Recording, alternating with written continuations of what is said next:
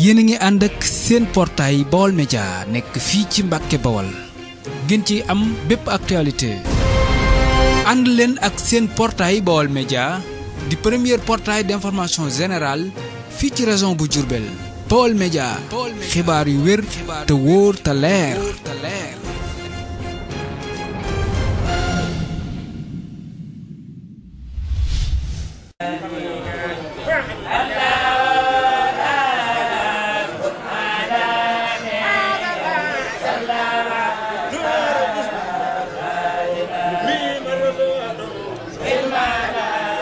bismillahi rahmaani rahim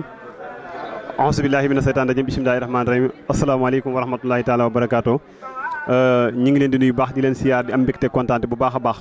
ni ñu ko baaxoo di defee ci ñi nga xamante si nii ñëpp ñi ngi topp suñu programme yi ci site bi di Baol Média TV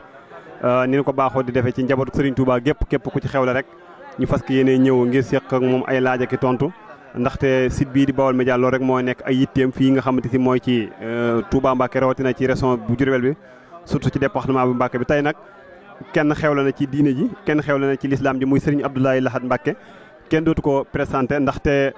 jëfam ju rëy dañuy wax ni képp ku bañ a gis jëfi Serigne Abdoulaye Mbacké moom bul dugg Touba ndax jëfam ju rëy moom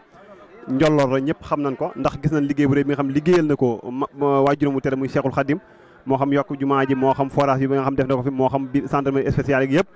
tey ñu ñëw fii ci këram kër Serigne Cheikh mu Serigne Saliou mu Serigne Abdoulaye Lahad Mbacké fekk si fii ko fi fas yéene seq moom ay laaj ki tontu waaye dafa mel dafa am comme ñu booleel koo xam ne moo wax ci kàddu yi Serigne Cheikh ñu bàyyi la nga nuyoo rek ñu dugg ci wajataay bi auzu billahi mina shaytaani rajim bismillahi rahmaani rahim wasalaatu wasalaamu ala rasulillah man la Abdoulaye Mbaye taalibe Serigne Cheikh Dieye ñu gën koo xam ci Serigne Cheikh Lagan di leer ci Serigne Abdoul Ahad Mbacké borom bis bi ñoo ngi wax ci ndigalu Serigne bi toog di sunu yaakaar tey ak ëllëg di suñu wasila li def rek mooy bàyyi leen di sant yàlla daal di sant yàlla bu baax a baax ci bis bii nga xam ne tey bis bu tedd la bisub ku tedd la benn bis la tamit ci àdduna muy bisub Serigne Abdoul Ahad Mbacké si Abdoul Ahad moom dafa nekk koo xamante ni